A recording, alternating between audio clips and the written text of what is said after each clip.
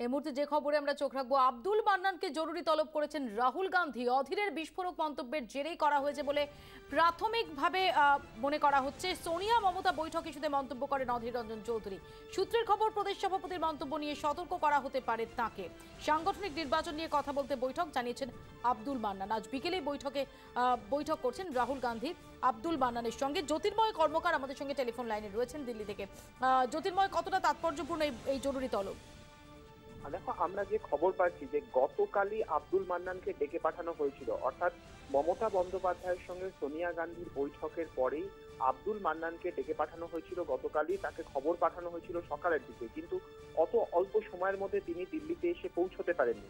এরপর আজকে নতুন করে তাকে আবার ডাকা হয়েছে বিকেলে।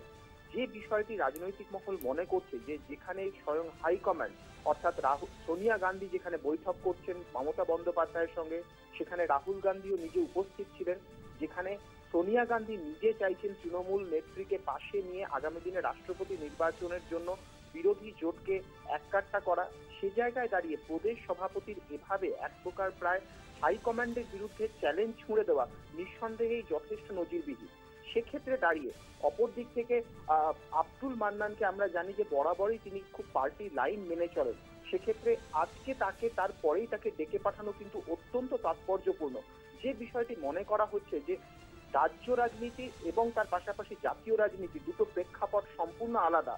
খুব সম্ভবত রাহুল গান্ধী সেই বাস্তবতার কথাই কিন্তু আব্দুল মান্নানকে আরো একবার বুঝিয়ে দিতে পারেন, এবং তার পাশাপাশি এই রাষ্ট্রপতি নির্বাচনের মতো গুরুত্বপূর্ণ রাজনৈতিক সন্ধিক্ষণে দাঁড়িয়ে এই ধরনের মন্তব্য যাতে আগামী দিনে না করা হয় সে বিষয়ে হয়তো তিনি প্রদেশ কংগ্রেসকে কিছুটা সতর্ক করতে পারেন বলে অনেকেই মনে করেন। জ্যোতির্ময়, যদিও it's too early to say, কিন্তু যেভাবে আমরা আজকে যে কটা পুরসভা নির্বাচনের ফলাফল বেরিয়েছে সেখানেও বাম কংগ্রেস জোটকে তাদের রীতিমতো বিপর্যস্ত হতে দেখা গেছে। রাজ্য রাজনীতি সম্পর্কে কি কোনো রকম দিশা থাকতে পারে? সেখানেও কি কোনো নতুন কিছু ইকুয়েশনের সম্ভাবনা থাকতে পারে? সেটাকে উড়িয়ে দিতে পারছেন বিশেষজ্ঞরা? দেখো, একদমই সেই সেই সেই বিষয়টিও কিন্তু কোনোভাবেই উড়িয়ে দেওয়া যাচ্ছে না। আমরা আব্দুল মান্নানের সঙ্গে কথা বলেছিলাম, তিনি যে বিষয়টি আমাদেরকে জানাচ্ছেন যে রাজ্যে এই মুহূর্তে কি পরিস্থিতি, তৃণমূল কংগ্রেসের সঙ্গে কিভাবে লড়তে হচ্ছে, প্রত্যেকটা ক্ষেত্রে কিভাবে কংগ্রেস কর্মীরা মার খাচ্ছেন, সেই বিষয়টি তিনি রাহুল গান্ধীকে আজকেও জানাবেন, এর আগেও তিনি জানিয়েছেন। স্বাভাবিকভাবে কোনো সম্ভাবনার কথাই কিন্তু এই মুহূর্তে উড়িয়ে দেওয়া যাচ্ছে। জ্যোতির্ময়, তুমি নজর রাখো এই বৈঠকের দিকে। এই সংক্রান্ত তথ্য তোমার কাছে